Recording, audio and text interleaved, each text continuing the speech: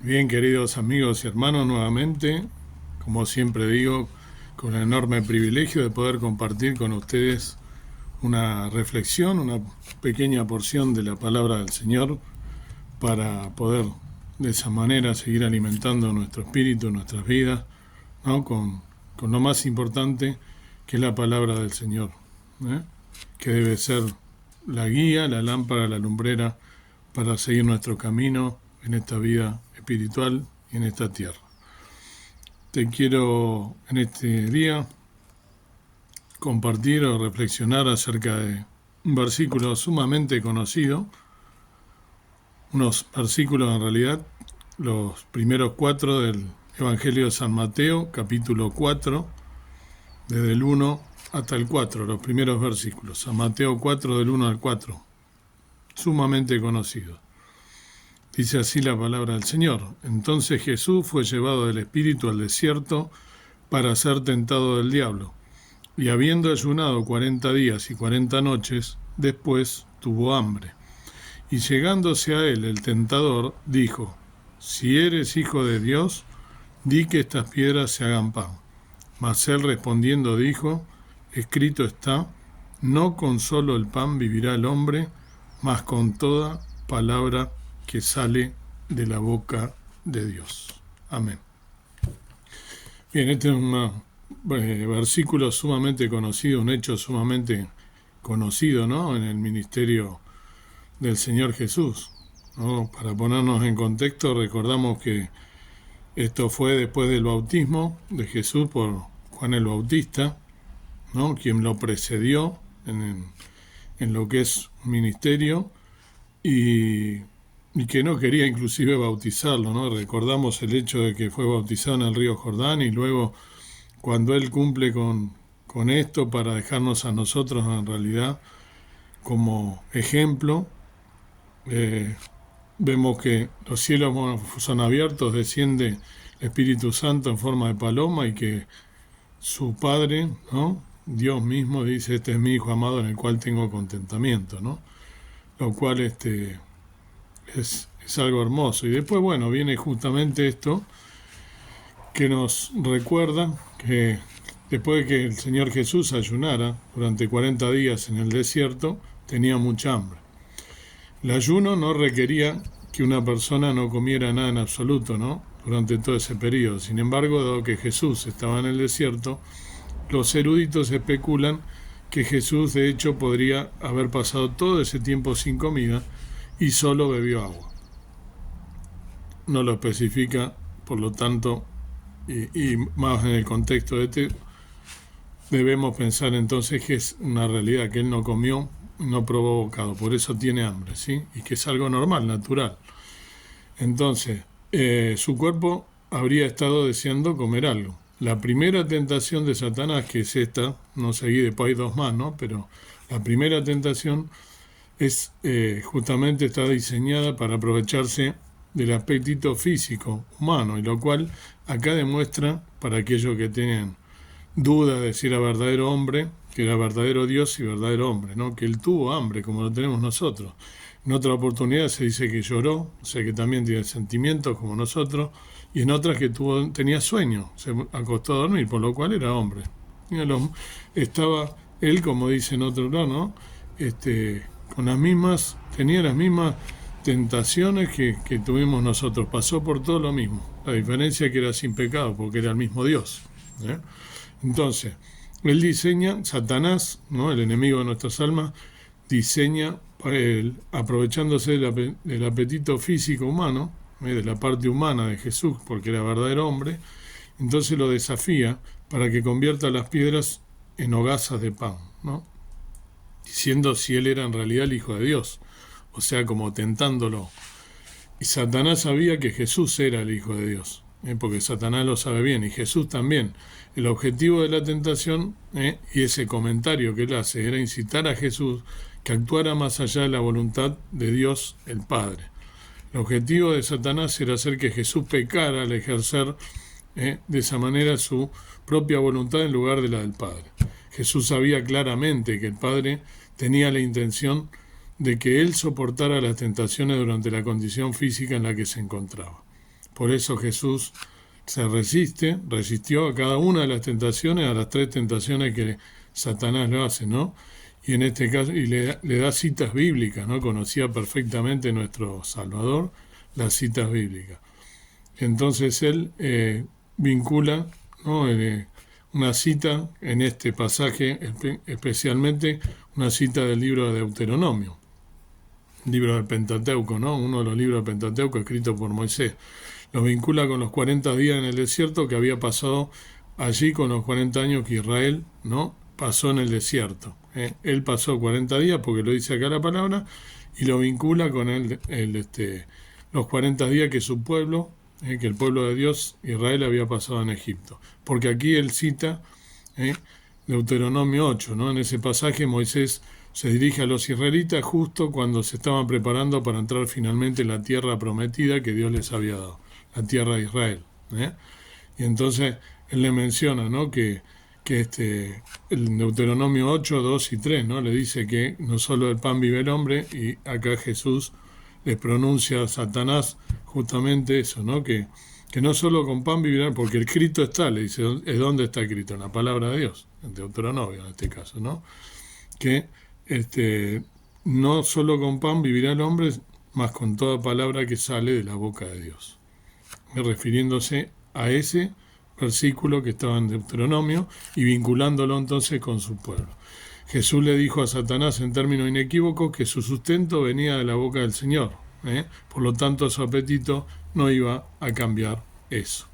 Y entonces, la primera enseñanza que nosotros podemos sacar, ¿no?, de este versículo es que justamente, así como el Señor Jesús le dice a Satanás, ¿no?, con la palabra de Dios, que no solo del pan, o sea, no solo del alimento físico tan importante para nuestra vida, para poder vivir, va a vivir el hombre, sino con la palabra de Dios. Y la pregunta sería justamente preguntarnos a nosotros mismos si nosotros nos alimentamos correctamente de la palabra de Dios, que es lo que Jesús le estaba enseñando a Satanás, que Satanás ya lo sabía, se lo recordaba, y estaba esa tentación contrarrestándola con la palabra de Dios, mostrándole una vez más que él no iba a hacer sus deseos, sino que hacía la voluntad del Padre, como tantas veces lo explicó.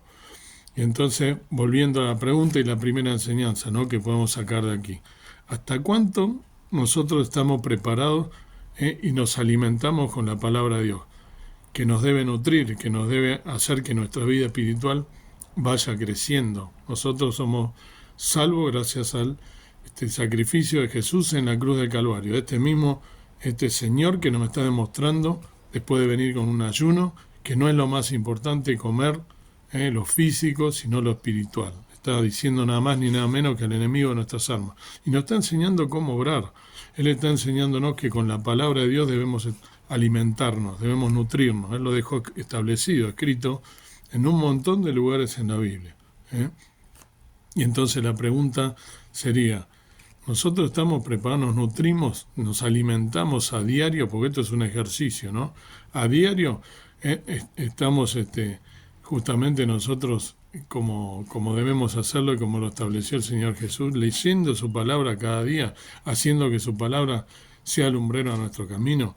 Esta palabra que nos enriquece espiritualmente y que nos llena y nos alimenta el alma, nos llena el espíritu y que además nos prepara para la hora de la tentación, porque esto también tiene ese mensaje, ¿no?, de cuando venga la tentación, porque Satanás esto lo sabe y va a utilizar y va a desviar, se pone nervioso cuando un hijo de Dios está obrando bien. Y lo que trata es sacarnos de contexto, es donde le damos una endija, nos prueba él y nos quiere sacar, porque él vino a robar, a hurtar, ¿no?, y a matar, como dice, ¿no? Entonces, él lo que quiere justamente es acusar, ¿no? Lo que quiere es que nosotros nos desviemos del camino, nos va a probar. Y para contrarrestar eso, ¿cómo tenemos que estar preparados, alimentados con la palabra de Dios, nutriéndolo? Como dice el apóstol Pablo, ¿no?, cuando le habla a los hermanos de Corinto, a los corintios, cuando les habla, les dice, ¿no?, que no pueden, cuando ese versículo tan conocido, que cuando habla de los cristianos carnales, y él le dice que no pueden quedarse con las viandas, con el alimento, nada más que poquito alimento, comparándolo con un ser humano cuando va creciendo, con esas viandas, sino que teníamos que tomar la leche espiritual para ir creciendo, para ir madurando, para nutrirnos, haciendo la analogía con el cuerpo humano, con el ser humano, que necesita ir llenándose de vitaminas su cuerpo y de distintos alimentos para nutrir su organismo. Así nosotros, para nuestra vida espiritual, es vital alimentarnos de la palabra de Dios diariamente, leerla, escudriñarla, escarbarla, escudriñarla, leer hasta lo más profundo, meditar, no pasar por alto, decir ya cumplí hoy, ya oré, ya cumplí, plum, 2 segundos y sigo en la mía. No, debo prepararme, debo estudiar, debo nutrirme, debo alimentarme como nuestro Salvador lo está diciendo y nos está mostrando con el ejemplo, nos está mostrando que lo más importante es el alimento espiritual. Y para contrarrestar los embates del enemigo, de Satanás, para poder hacer como lo hizo él, contrarrestar a través de otra persona que muchas veces nos viene estas tentaciones estando en este mundo, debemos estar preparados. Y para ello debemos leer y estudiar detenidamente la palabra de Dios cada día para alimentarnos. La segunda enseñanza que podemos extraer también, en realidad muchas más, pero lo que quiero llevar con esta reflexión es que el Señor Jesús venía de estar, como lo dice claramente, ¿no? Él, donde fue después de estar justamente haciendo el ayuno, entonces Jesús fue llevado al Espíritu al desierto para ser tentado. Perdón. Y estuvo ahí 40 días, en el desierto. Y la pregunta, hay otros, ¿no?, también que estuvieron en el desierto. El mismo apóstol Pablo, ¿no? El apóstol Pablo, por ejemplo, nos dice en las Escrituras que estuvo 3 años en el desierto de Arabia recibiendo enseñanza del Espíritu de Dios. En Gálatas 1, del 11 al 17, podemos ver eso. Después viajó a Jerusalén y volvió a su pueblo natal de Tarso por 4 años más, en Hechos 9:30, nos dice esto, donde después fue reclutado por Bernabé para enseñar a la iglesia en Antioquía, ¿no?, 1 año entero, y comienza ahí los viajes misioneros de Pablo. Pero primero se preparó en el desierto. Y acá el Señor Jesús también vemos que fue llevado por el Espíritu al desierto, por el Espíritu Santo, ¿sí?, por el Espíritu de Dios, como lo quiera llamar. Y entonces la pregunta es, Dios también nos quiere a nosotros llevar al desierto. ¿Qué simbolismo tiene el desierto en la Biblia? ¿Por qué en el desierto? ¿Por qué habla tanto del desierto, ¿no? Y el pueblo de Israel también, antes de entrar a la tierra prometida, pasa por el desierto, después de salir de la esclavitud de Egipto. Si bien es para corrección, porque ellos habían actuado mal, ¿no?, y en vez de ir a un camino directo, rápido, están 40 años, pero todo tiene una enseñanza y tiene un simbolismo. Dios te prepara cuando te lleva al desierto, y hoy te quiere llevar también y hacer pensar que nos quiere llevar a un desierto. En el desierto Dios trata nuestro carácter. Una meta en la tierra es el desarrollo de nuestro carácter. Dios quiere que crezcamos espiritualmente hasta llegar a ser como Cristo. Y las circunstancias proveen el ambiente que nosotros necesitamos para crecer. La Biblia dice que somos joyas moldeadas por el martillo y el cincel de la adversidad. Entonces, cuando estamos en el desierto, Dios nos quiere llevar para moldearnos, para prepararnos. Cada problema es una oportunidad para formar nuestro carácter, y cuanto más difícil es el problema, mayor potencial tiene para desarrollar nuestro músculo espiritual y su fibra moral. Por ejemplo, Dios nos enseña a amar o a tratar con personas difíciles, ¿no?, que son difíciles de amar.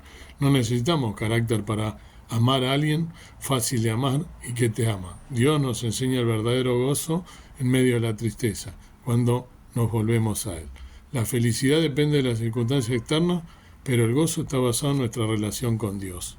Dios desarrolla la verdadera paz en medio de nosotros, no al hacer que las cosas resulten como las planeamos, sino a permitir tiempos de caos y confusión.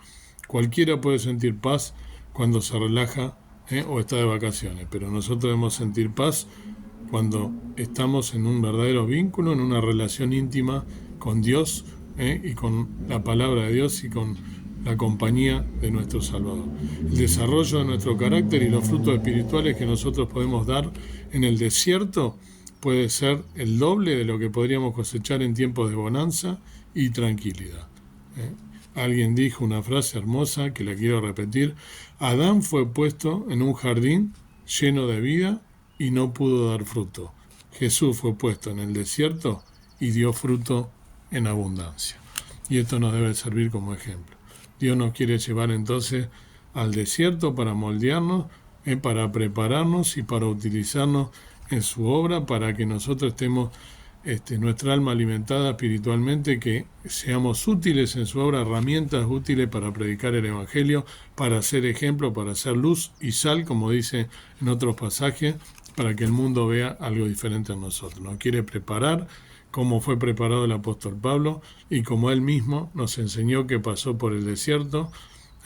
Nosotros debemos estar en ese desierto preparándonos, formando nuestro carácter para que cada día nuestro carácter se parezca más al de Cristo, al de nuestro amado Salvador.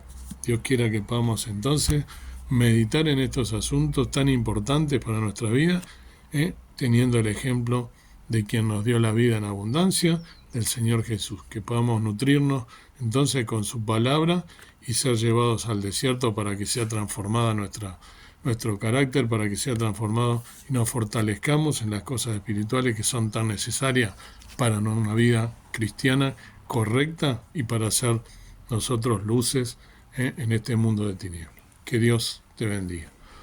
Amado Dios, amado Padre Celestial, gracias por poder estar meditando en tu palabra, reflexionando y mirando siempre a nuestro Salvador, siempre mirando el ejemplo que nos da tan importante, resistiendo al enemigo de nuestras almas, a Satanás, con la palabra de Dios, que como nosotros debemos también resistir a nuestros enemigos, ¿no?